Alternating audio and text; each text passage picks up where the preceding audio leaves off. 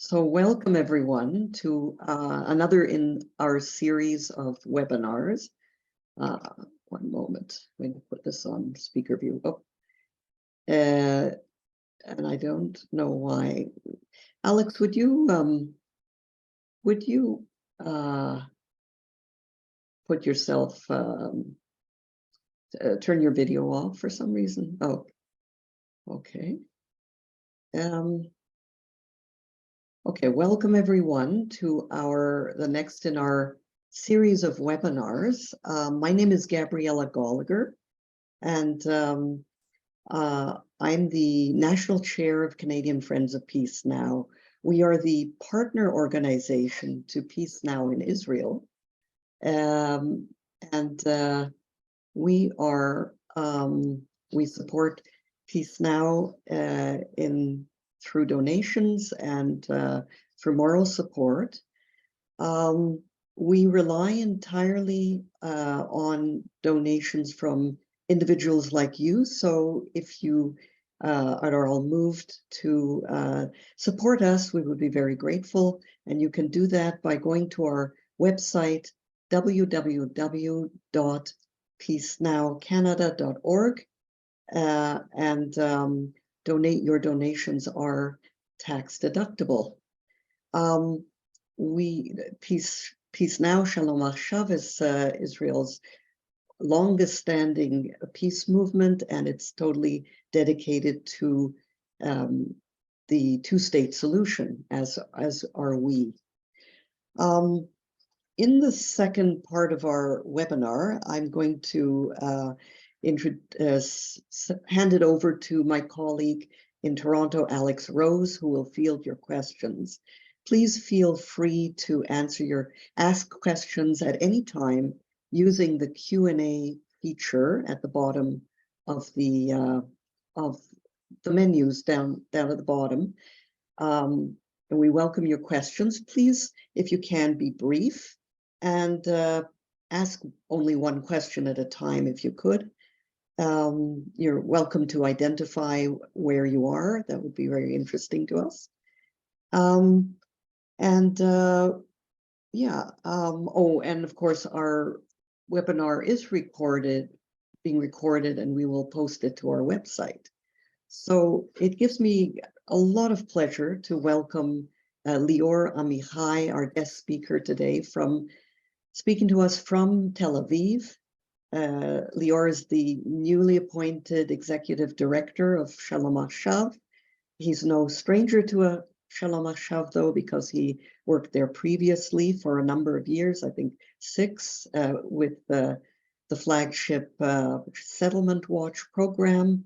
And after that, he had 5 years with Yesh Din, the Israeli human rights organization. And there are many other aspects of his CV that are very interesting, but I've written those out, so we won't go over those.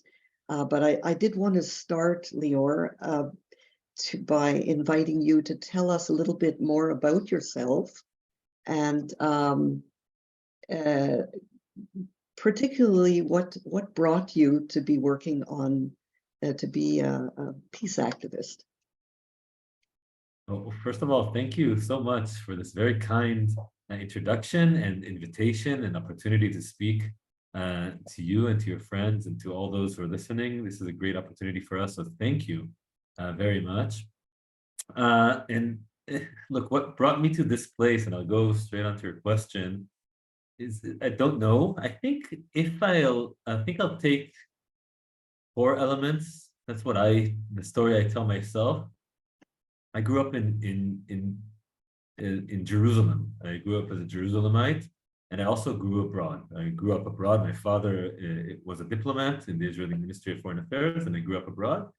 And when I tell myself the story of my sort of upcoming, and I think that when I, both living in Jerusalem, but also living abroad, really strengthened within myself both the Israeli identity element to it. Once you live abroad as an Israeli, as a Jewish person, you compare yourself to others, and that that's a lot in or that affects your personal identity. And I think that really it realized or a lot or it affected me in many ways as an Israeli growing up abroad, but it also strengthened, or not in parallel, it also strengthened a lot of what we call these days universal values. So living in multicultural communities, universal values, multiculturalism, and returning to Jerusalem in right before the Second Intifada, but just at the Oslo Accords, mid-1990s. It was very violent on the one hand, but also very optimistic on the other hand. Made me realize, I think, or it strengthened a lot of my identity evolved in that period. Is in one was, okay, I know I'm Israeli. I'm very much connected to this place, but also what's happening in Israel is not acceptable. So the racism and the fact that the occupation, the lack of peace, these were things that very early on in my early youth, my days were I was very much connected to, and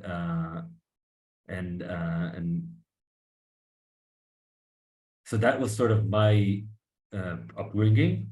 I think I'll say two more things. Is one that I did my undergraduate degree with Palestinians in London. It was a unique program for Israelis and Palestinians.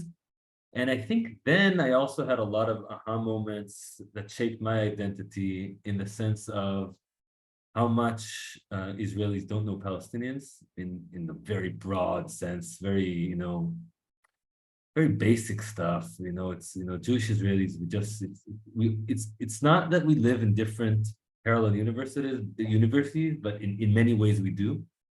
And the second was when I started working with Peace Now. So when I finished my undergraduate degree, I wanted to work with Peace Now. I wanted to work with Settlement Watch. But once I started working with Settlement Watch, I realized how much as an Israeli, we're not familiar with the occupation. And it was only when I started driving the Settlement Watch car of Peace Now and seeing the occupation sort of made me realize how much it's close to us Israelis and how far it is in our understanding. So I think these four things. So one, living in Jerusalem in a hard time, first Intifada, 1990s with the Oslo Accords, second Intifada, and then also living abroad, both as, enhancing my Israeli identity, my Jewish identity, but also adopting these universal values and universalism, multiculturalism, and then meeting Palestinians and learning about them in a meaningful way. And then finally going to the field and realizing what the occupation is, the structures of it, seeing it firsthand. These were sort of what affected me and my sort of identity coming up to this point. Okay, thank you. Thank you very much. So I wanted to start off with these are really momentous times in Israeli history, and the most far-right government that Israel has known. Our title for the webinar is Annexation in all but name. So I wanted you to review for us a little bit, what has this government done so far that is alarming to you? Okay, so this government, the list is so long of what they've done that if we focus on the annexation, I think I'll point to four things that they've done so far. And I'm sort of, it's hard not to talk about what's happening in Israel in regards to the change of the regime and what they're trying to do in the judicial system. But I'll try, and if in the Q&A people will want me to discuss it, I'll be more than happy. But it is a momentous, we are in a really critical point in Israel right now. But what's important for me to say, and the reason why I won't speak about the judicial unless you ask me about it, is that what's interesting from us, from a Peace Now perspective, from people who are worried about the future of the state of Israel and for Palestinians and Palestinian state and future, is that one of the major motivations that this government has in the reasonings why they want to change the structure, why they want to harm the judicial so much, why they want to change the democracy, the democratic elements that Israel has, is in order to pursue annexation, on steroids, annexation all the way through. And that's sort of the motivation. And Palestinians and those who seek to live in a normal state that's peace-seeking, that doesn't occupy another, will be affected by the consequences of this. It's both the motivation, but also there will be consequences. Now, in regards to the annexation, I'll say two things. One is that they've done a lot. They did a lot, but so has other governments until this point. So what we're seeing is that Israeli governments for all over has always picked on policies that contribute to expanding the occupation and distancing the state of Israel from a peace agreement with the Palestinians and eventually the creation of a possibility of a Palestinian state. Now, what this government did, it did, I think, four key things that are dramatic. The first and foremost is, maybe you've heard about it, but 2 weeks ago, they advanced 7,200 housing units in about 45 different plans in over 35 different settlements and outposts in the West Bank. Now, this is big because it's done in one sort of civil administration planning committee in one single meeting, or two meetings, but in 2 different days, or one meeting in 2 days. And this is something on a scale that we're not familiar with. It shows how this government is committed to the establishment of settlements and the expansion of them. And by the way, many of these settlements are small in comparison to others, deep in the West Bank. Nevertheless, the plans or the amount of housing units that these small settlements received or that were advanced are very big. So will dramatically change how these settlements will be in a couple of years. The second thing that this government did is that it decided to retroactively legalize 10 or 15 outposts, I must say.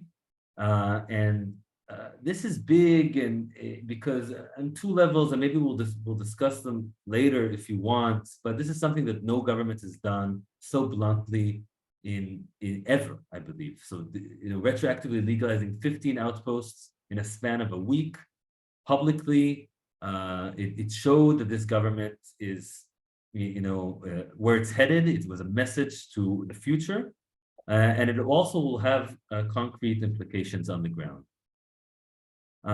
The third thing that I'll say is something that's in the making these days, and there is a bill that's being advanced, which is very dangerous, and it's going underneath the radar of the Israeli media, I think also the international media, and that is that the government or the parliament right now, it wants to change the disengagement law and from 2005. And I'll say in a word or in a sentence that Israel disengaged from the Gaza Strip. That's a known fact in 2005, where it evacuated all the settlements that were in Gaza, in the Gaza Strip. But it also did that to 4 small settlements in the north part of the West Bank. And when it disengaged, it decided by law that Israelis are not allowed to enter these areas again. So any place that Israel disengaged from, Israelis are not allowed to enter. And now they're going to change that bill, or they're working hard to change that bill or to change that law in order to enable Israelis to enter this place. There's one big motivation behind it, and that's to establish a specific settlement. We can discuss that if you want later, called Chomesh, a very violent settlement that's established on private Palestinian land.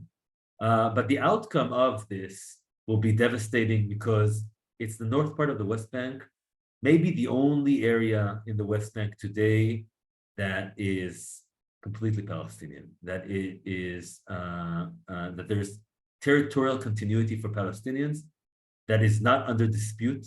So if you look at previous negotiations, it was clear that Israel has no claims for this territory, that under any peace agreement will be Palestinian, part of the Palestinian state, and they want to change that.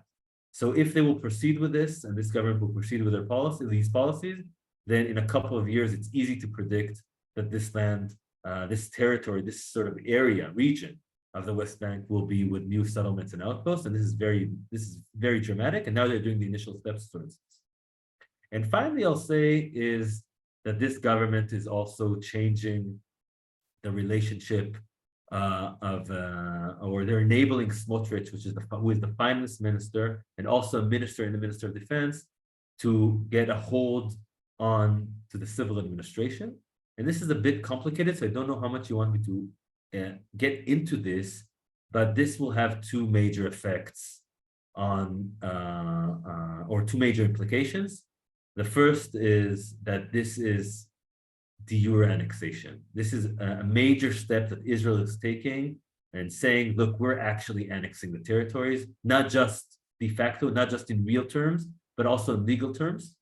And the second is that Smotrich is the one person that knows most and is most motivated to change the West Bank. And now he's the man in charge. He's the man with the hands on the wheel driving this train to off the cliff. So maybe we'll discuss this more. I don't know if this is too much detail if you want to enter this. But these are, I think, the four major changes that we've seen so far. More to come, I can say. But again, the advancement of over 7,000 housing units in various settlements across the West Bank, the retroactive legalization of 15 unauthorized outposts, the changing of the law that will enable Israelis to enter north part of the West Bank, which it disengaged from in 2005, and then the responsibilities that they're enabling Minister Bezalel Smotrich on the civil administration and the military itself. Yeah, there's a lot to talk about on each one of those points, I think, but and maybe, as you say, we'll look into them a little deeper as we go along. I did want to ask you about, because last week it feels like now it's a long time ago because so much has happened, but the terrible violence in Hawara was very much in the news, and what Bezalel Smotrich had said was very much in the news. And I was wondering if that particular incident has made any difference in your work in the fight against the occupation. Excuse me.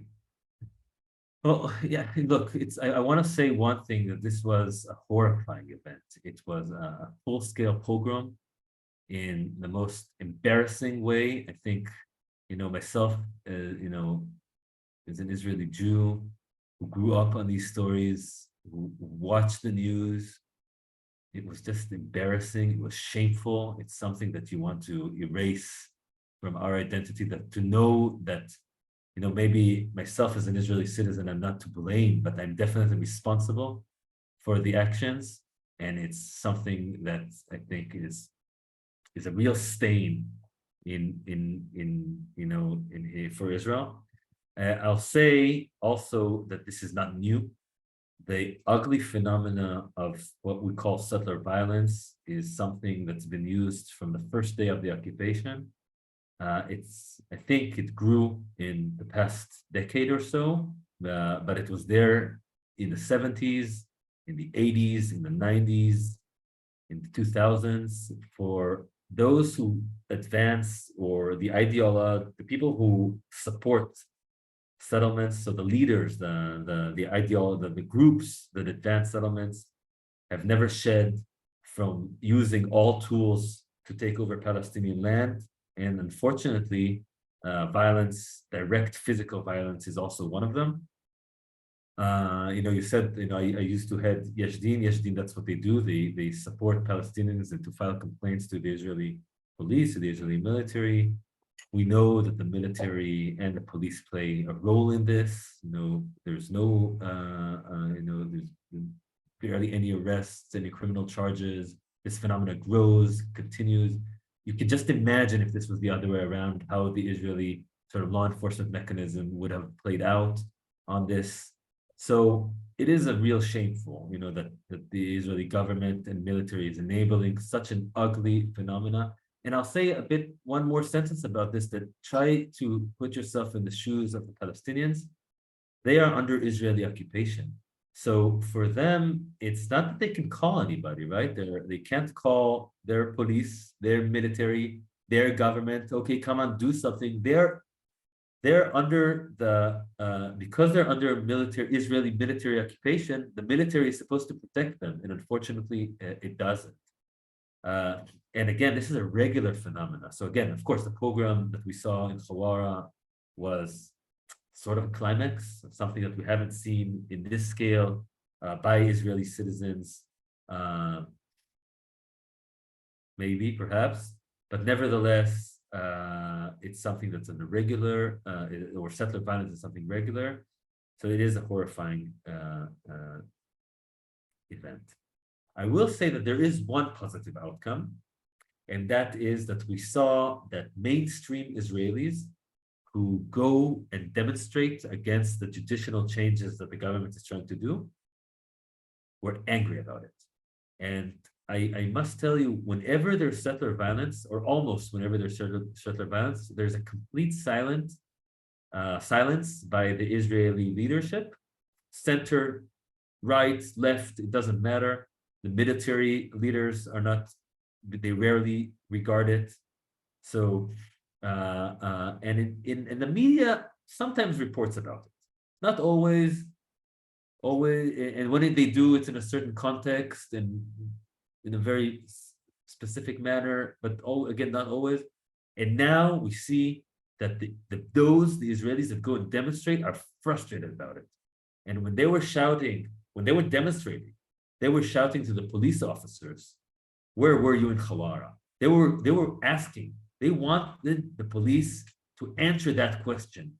And these are not Peace Now activists, unfortunately. These are not anti-occupation activists that we see them in the West Bank who are doing wonderful things.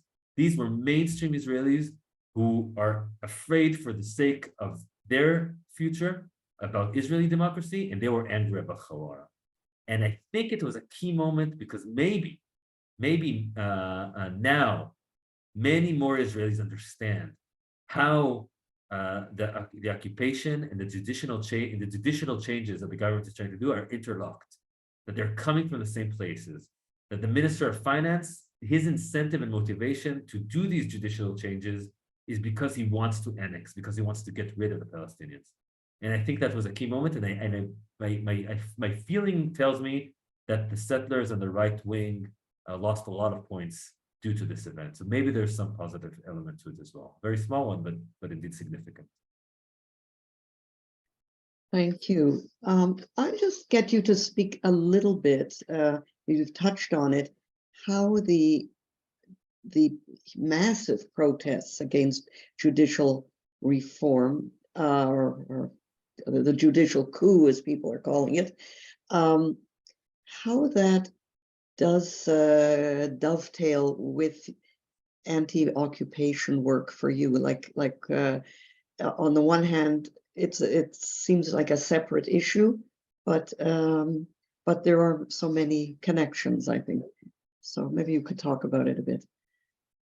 Absolutely. So look, one, I think that this is a wonderful opportunity for any peace activist, anti-occupation activist in Israel and around the world to understand that there are two existential threats to the state of Israel. One is the judicial changes, the judicial coup, definitely a coup that they're trying to do. This will undermine Israeli democracy. And once you don't have a democracy, it's not that there will be election that will come back. It's game over. But the second one is the occupation, because there is no democracy when there's occupation. It just doesn't work. It's not a democracy. Now it's very hard to expose that to the Israeli citizens that there's no democracy when there's occupation. So this is why this is important. Why this is a great opportunity, because I think now many in Israel are understanding that you can't have democracy and not, you can't speak up for values and for issues that only affect yourself and not your neighbor, not your sister. So if I am gay, I cannot, I just care about gay rights. If I am a woman, I just care about women's rights. If I am whatever, and this is why this is an opportunity for us, because people are angry and people are seeing this, and people are also seeing the motivation. They see that what's Netanyahu's motivation, and they see the ultra-Orthodox motivation, and they also see the right-wing, the ultra-nationalists who want to change, who want to get hold of the West Bank, who want to get rid of the Palestinians, and this is why they're advancing this.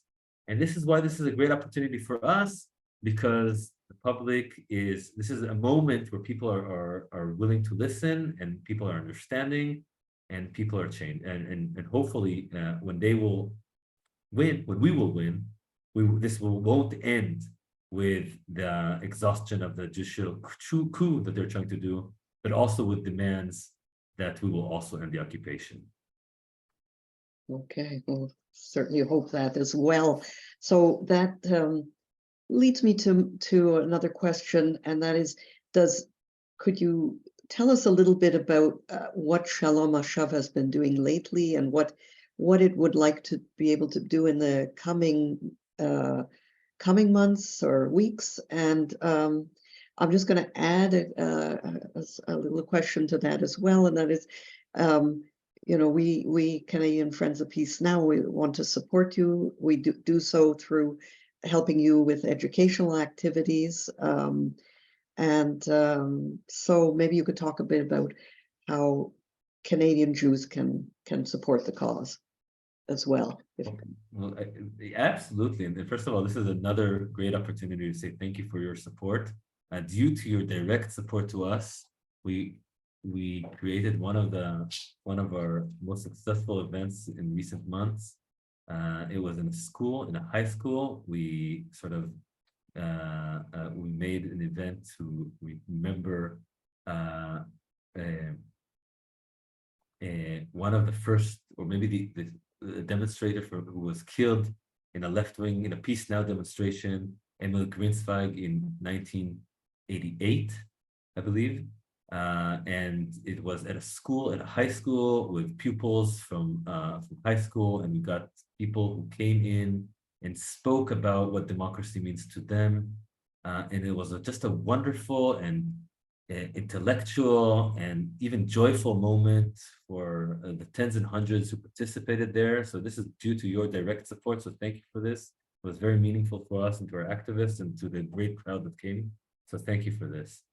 I'll say that what Peace Now, we're working right now on two levels, which is one is on what I just spoke. We're trying to be our question is, how do we connect those who are demonstrating against the judicial coup with the occupation? How do we show them that the values that they're taking to the demonstrations are the exact same values that make us wake up in the morning and ask, how do we end the occupation? It's the same values.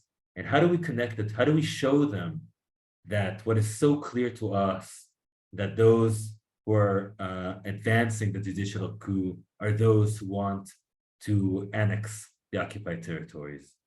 How do we show them that Hawara is the reality of Palestinians? It's one level or another, and there will be more Hawaras to come if we don't end the occupation.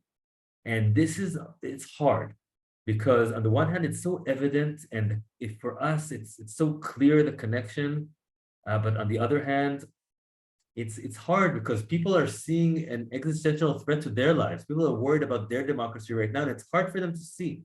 So for many, it's an opportunity, and we want to sort of get into that and to show those who can't see that today. And that's sort of our main mission right now, and not just ours. I think many people are understanding this. And the second is the day-to-day policies, what we talked before, the 4 examples that I shared with you. is to show every piece of policy and practice that this government and settler groups are doing on the ground, and to expose and shed light on them, to give analysis, to create a struggle over them, to explain to you why annexing 15 outposts is big. It has real impact on the ground. Why Smotrich as the driver in the military, in the Ministry of Defense, will have huge implications on the ground, and why we have to oppose it. We have to struggle against it. Why changing the law that the disengagement law to enable Israelis to go back to places in north of the West Bank, like we have no interest in being there, which will be harmful first and foremost for Palestinian livelihood and lives, but also to Israeli security and life. So these sort of actions that this government is doing on an everyday sort of level, we want to sort of expose them, explain them, and hopefully create a struggle over them. So this is sort of the two levels that we're working on. One is sort of like, okay, this is the judicial reforms or the judicial coup that the government is doing. How do we connect the public that is demonstrating to the struggle against the occupation and for the two-state solution? And the everyday work is what are the government actions and to expose them and shed light and create a struggle over them, and to show how the two are connected, of course. Okay, well, thank you. I'm going to now ask my colleague Alex Rose to, first of all, put himself on video, and we do seem to have a number of audience questions, so we'd like to have some of those come along. So Alex, go ahead, and over to you. Hi, everyone. Thank you for your questions. The first message we have isn't actually a question, but a greetings. Moicha Starch from Brazilian Friends of Peace Now. He says, "Hi, Liran. Glad to see you again. We met personally in 2015, and since then I'm following your extraordinary work." So just a nice message there. Moicha. Yeah. And so we'll go on to the questions now. And the first one asks, how do you feel about the absence of Palestinian voices and issues in the major protests? And how will that impact Palestinian cooperation and hope, given the disproportionate impact on Palestinians within Israel and the West Bank? I actually want to add on to that as well, because I know when I met your predecessor, Shaked Morag, when I interviewed her for the Canadian Jewish News, something she said to me was Gaza failed because it was unilateral and there wasn't any talk with the Palestinians. It was all about the Israeli perspective. And having seen that kind of history before in this kind of process, what are your thoughts about doing it differently this time, if that's something you would want? Okay, that's a great question. I think that there's in the process that we're seeing right now, one, I don't want to say that we're not seeing Palestinian voices. We're just seeing them in the margins. So largely, yes, the demonstrations right now inside Israel are lacking Palestinian voices. But we must say these are Israeli demonstrations, and we're lacking Palestinians who are citizens of Israel. So we're not talking about the Palestinians in Gaza or in the West Bank or even East Jerusalem. We're talking about Palestinians who are citizens of Israel, and they're not participating in large scales in the protests. And when you speak to Palestinian citizens of Israel, and when you read their articles, and what they say is basically, look, the judicial has failed us. The judicial system has failed us time and again. We're not living in the democracy that you Jews are living in Israel. We're being discriminated.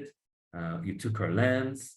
You're not building cities for us. You're not developing our cities, our towns. You're not providing us with significant infrastructure. So all of these issues, they look upon the judiciary and said, look, we didn't get too much out of it. On the contrary, on many issues, the judges in Israel have failed us. And so it's hard to engage them in this sense, because they feel that the Israeli democracy has not worked so much to their end. Yes, many of them understand that if the judicial coup will happen, it will be devastating, and they are probably the ones that will be most affected by them, because it will enable the governments of Israel, the new sort of regime, to be even harder and worse on them. So it will definitely impact their lives. But that is, I think, the major reason why we're not seeing so many Palestinians, citizens of Israel, demonstrating.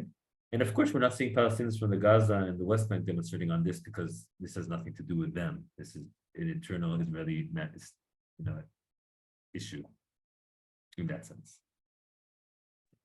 Thank you for that answer. And I want to go next to a question that's related. And it's someone's asking, hasn't there been decline in support for a two-state solution among Palestinians? And how do we deal with that, especially given everything you've just spoken about? Yes, there's a decline with Palestinians, also Israelis. There's a decline of two-state solution. And I want to say a couple of things about this. One is that the first question is always what the alternative is. So if there's a decline for the two-state solution and one understands that the occupation must end, then you have to ask yourself, okay, so what is my political ambition? And you can say that you don't know, and that's fine, because our goal right now is to end the occupation. That's our first and foremost goal. And perhaps there are several solutions that one can reach that the Israelis and the Palestinians could agree on. But that's the first question that I would ask if we're in the solution sort of discussion. I'll also say that the two-state solution, which I support, is a means to an end. It's not the end itself. The end is, that people live in freedom, not under occupation, where they have self-determination as a people, and perhaps statehood.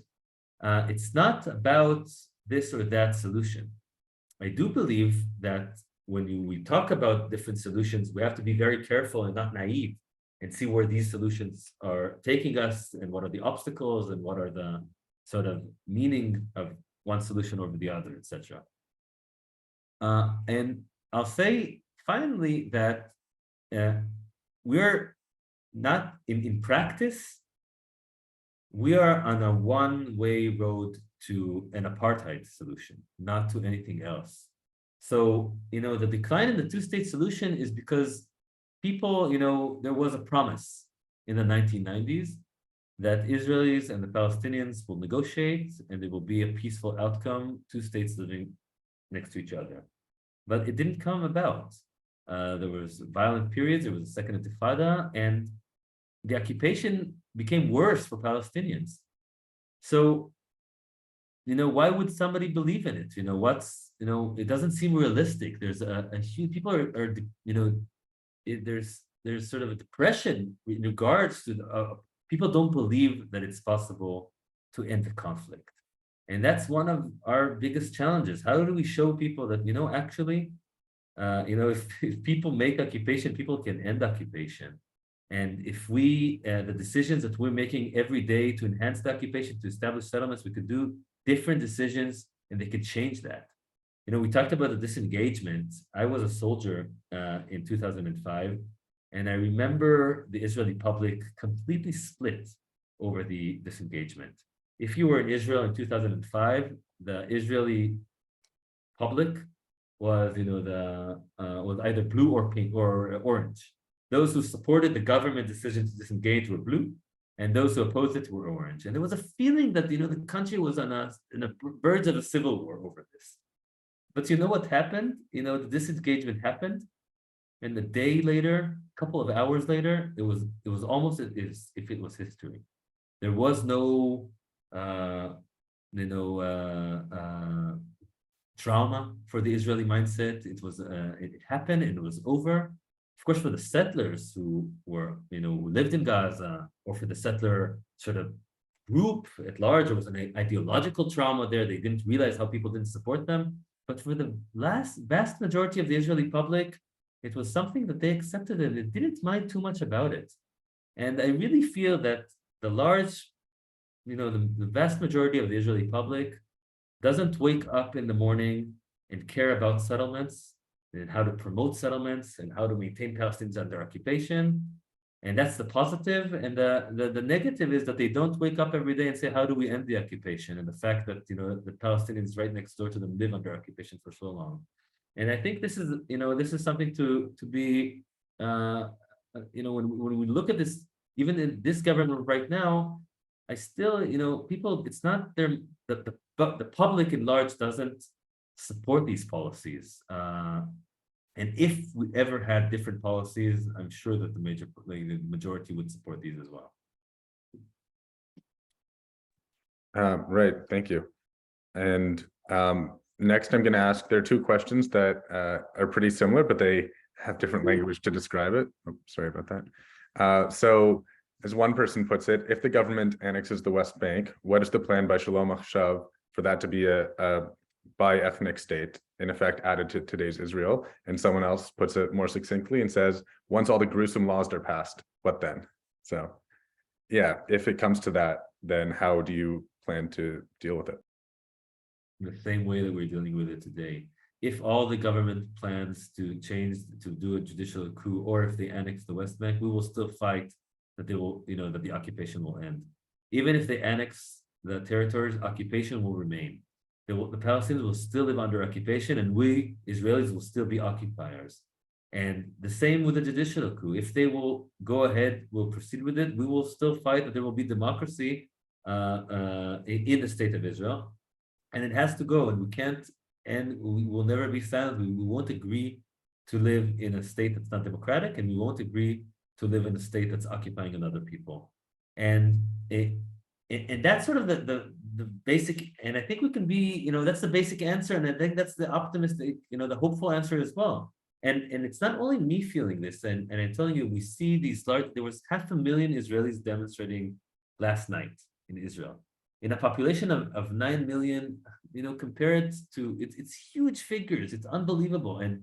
And people won't accept it, I'm sure. Even if Israel continues with the judicial coup, those who are demonstrating, it's across all groups in the state of Israel, they will not accept it. And we have to make sure that that Israelis will not accept also the occupation. Because for so long we have accepted the occupation, and we accepted these policies that enhance the occupation. And our sort of goal is to make the Israelis realize that we can't accept that either. It's upon us. It's upon, I would argue, also the international community. It's upon many others as well, but it's first and foremost upon us. And that's what, that's why our struggle will continue, and it will continue if Israel annexes, if we won't annex. I will say that this does not mean that annexation has no outcomes, because the positive thing about annexation is that it will be easier to expose Israel. Will say, oh, look, Israel is officially, self-imposed apartheid, because look, they're annexing a people without giving them civilian rights. This is the definition, right? What more? But it will also have direct impact on Palestinian lives and livelihood and human rights. So the struggle will be even harder, and that's why we have to oppose that they won't do these policies, despite maybe the positive outcome of that it will help us sort of explain. So long answer, I'll say it again very briefly. We have to fight to prevent it. If it goes through, we'll have to fight to end it. There will be meaning. If Israel annexes or goes on with the judicial coup, it will have immediate effects on Israelis and Palestinians. Yeah, thank you for that answer. And I think something that I have a lot of questions about personally is how could you maintain such a country in today's day and age with, Israel saying it's a democratic Jewish state, having allies who are democratic countries. It's one thing to have land under occupation, but another to have people who are officially living in your country with a full different suite of rights. So I think, yeah, it makes sense for the reasons you said, that it will be more unstable and easier to expose. So next we have a question from Shahid Akhtar, who's co-chair of the Canadian Association of Jews and Muslims. And he says, great analysis, Lior. So how have the EU, UK, US, and Canadian right and their governments reacted to violence in Huara by the settlers? And what can citizens do in those places, in your opinion, just to help out with this problem? And I know we've discussed it, but I think it's always useful to hear the different perspectives. Well, thank you, Shahid, for this, for your compliment, and also for this question. I'll say one. I think that we did see that the EU, at least, and the US, they regarded what happened in Hawara. They discussed it. Smotrich. So right now, Smotrich is the Israeli finance minister, and he's also a minister in the Ministry of Defense. He's right now in the US. For us, he needs to be a persona non grata in the US, in Canada, everywhere else in the world, in Europe, and also in Israel. So that is, I think, the welcome that this person needs to receive wherever he goes. A week after, or a couple of days after the pogrom in Hawara, he said that he thinks that Hawara needs to be erased. This is not new. This is his opinions. He wrote about it. He believes in it. He has a political plan that's the agenda of it. That's what, if he was the man in charge completely, that's what he would do. Now he might be a bit apologetic, and he knows how to be a politician and a diplomat and reverse his words of it, but this is his ideology. So he's a very dangerous person. And of course, he's not the only one there. So there was responses, there was reactions by the international community. I think that civil society and you guys have a big role on this, because I can tell you only from my perspective as an Israeli citizen, and that's that the Israeli government and the Israeli public is looking for your comments and reactions. And if it goes silent, then they say, okay, look, it doesn't matter so much. And if there is a strong reaction, then people in Israel get afraid. In 2000, and I don't recall what, there was the left in Israel and the center left in Israel would go around the world and say, and to the Israeli public and say, look, Netanyahu is leading us to political tsunami, that we will be isolated in the international community, that Israel will not be a state among nations, that people will cut diplomatic ties with Israel. And it never happened. And on the contrary, Netanyahu is being perceived today as the one that brought the Abraham Accords, and he managed the way to maintain the conflict and to manage the conflict, and he wants to, he keeps his political ambition is to make peace with, or to public ties with Saudi Arabia. And the Israeli public is buying it, and they're saying, look, Netanyahu he was successful. He took the Palestinian issue out of the table. It's not on the political agenda inside Israel, not by the international community in any way. And Israel is flourishing and succeeding. And what's the problem? But for us, I think it's very important to show you might have succeeded in many ways, but that doesn't change reality in any ways. And even though there are ties today with some Arab countries or Muslim countries, Palestinians are still under occupation and Israel is still occupying them. And for us, your response and your actions and your calls and demands from your governments on this issue is very important, because it brings more pressure on the Israeli government, and the Israeli public looks upon to see your remarks and actions on this.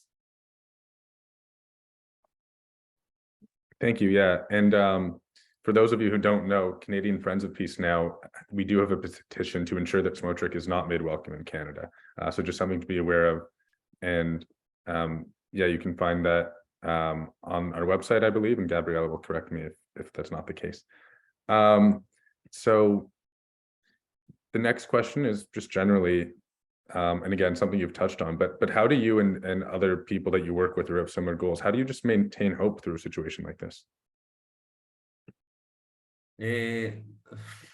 First of all, hope is a political position, and so we choose it, because we don't see an alternative. We're not willing to live in this situation. We're not willing that Palestinians who are under Israeli control will live in this situation. And so for us, the struggle continues, and that's, it's just a political position. Even if we wake up in the morning and we're not feeling hopeful, we choose to be hopeful. And look, and I must tell you that you get encouragement from a lot of places. One, when I see the demonstrations in Israel, it's amazing. We haven't seen this. It's, again, 500,000 people on the scale of Israel is very encouraging. And you look at the places around the world, you see the women in Iran, for example. These are things that encourage us as well, because you see what's happening around the world. People are fighting for their rights in more desperate situations. And so we can't give up because of this. So that I think it just, it's we just have to do this. It's like we don't question it. We just try. And there is a community in Israel as well, which is also very encouraging. There are people who are against the occupation in Israel, and they're vocal and they get it. So they're not the majority. They're small in numbers, perhaps, but they're very influential. They're in places of influence. And so we have a lot of power. So maybe the Israeli public who is against the occupation has a lot of power inside Israel. So we have to leverage that and to make a bigger impact. Yeah, thank you. I think what I've appreciated today too is a lot of what you've been pointing out is how even some of the most dire scenarios, the silver linings, like if God forbid it does come to annexation, there will be ways in which it can make the cause for peace easier. So I think that's something to remember. And so the next question that we have, it's asking if, well, I'll read it all because there are a few comments as well. But this person says that unfortunately, the Palestinian willingness to advance in peace is not that much better than the Israeli government's. And a unilateral withdrawal from the West Bank isn't a viable option because of the impossible security threat that it will impose. So perhaps the efforts right now should be focused on ending the settlements and not the military occupation. And they gave an addition to their clarification that this would be an interim solution only, of course, not as the long-term solution, but something to focus on right now. Look, fine. So, look, I'll say, I think, Palestinians want to live in peace, but they're not fighting for peace. They're fighting to end the occupation. That's what, they're living under occupation, and that's their struggle. Israelis, we want to live in peace because we live in a normal state, and we should live in peace with our neighbors. But Palestinians, their struggle is not to achieve peace. Their first struggle is not to achieve peace. It's to end the occupation. Why should they live under a foreign military, right? With Israeli citizens in between, taking their hilltops and territory and so on. So I'm not, being discouraged that Palestinians are not seeking peace, because it's very clear to me why they're seeking to end the occupation, like any other groups that was under colonialization in Africa or elsewhere. So, and regarding to, a unilateral withdrawal from the West Bank isn't viable. You're right, but it is in a way. If there was a different government, so is a peace agreement. If there was a different, right now there's no political will in Israel to do any of that. The will is to the opposite. The will is to expand settlement, to expand the treatment, by the way, of Palestinians by the military, to make the military even more fierce and violent against them. So now we're fighting a political will that we have to resist all of it. What the political, I would say, the political objective is to end the occupation right now. Is it more viable than, that's what we have to do. All right, thank you. And this next one is going to be our last question. And it's following up on your answer just now. So our last question is, why aren't Palestinians on the West Bank coming out in droves to protest against the annexation and settlement expansions? Or is that how you would characterize the situation even? Again, can you repeat that, sorry? Yeah. Sure. So why are Palestinians in the West Bank not coming out in droves to protest against the annexation and settlement expansions? Well, great question. The short answer is because Israel has a military, and unfortunately, it used it in the past against them. So Palestinians, when they demonstrate, they risk their lives, and they've tried all different means to resist the occupation, and they failed. And they failed when they used violence. They failed when they used non-violence demonstrations. They failed when they used economic efforts, diplomatic efforts. In all these different ways, Israel, the government of Israel, Israel's military was always a couple of steps ahead of them and outbeat them. And Palestinians, used violence demonstrations to end it and to struggle the occupation, and they got beaten very, very fiercely by the Israeli military in the Second Intifada, in the First Intifada. And they used also there's a lot of non-violent resistance by Palestinians, which we don't hear about. And even that, the Israeli military is being very tough on. Putting children in detention and blocking their towns and roads and checkpoints and all that, and punishing them for that. So Palestinian resistance is maybe one of the most difficult things to do. And really, by the way, encouragement, I get a lot of encouragement for them to see Palestinian nonviolent resistance to this day in many places around the West Bank. And by the way, we saw in Gaza in 2018 that there were marches to the border, and at least in large part of it was a complete civilian demonstration, which was met with fierce shooting by the Israeli military. And again, I don't know if we want to talk about it so much, but again, we remember that the context. The context was it was in Gaza. In territory that Israel disengaged from, and Israel prevented them, the military prevented them to reaching the fence, and a lot of Palestinians were killed and injured during these demonstrations. But that's not in the West Bank as well. There's a lot of a non-violent sort of resistance, which is met with hard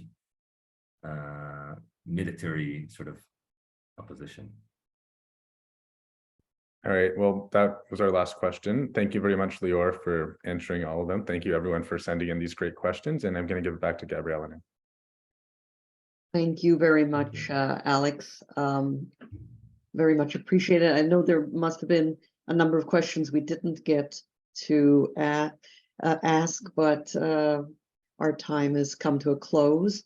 I want to thank you very much, Lior, for giving us of your time and expertise, a lot of very sobering thoughts, but also some optimism in the sense just that you continue your work. Shalomashov does not give up. It works every day to end the occupation, and we are honored to be able to support you. And we hope that those of our listeners will continue to support us. Donations are always very welcome and needed.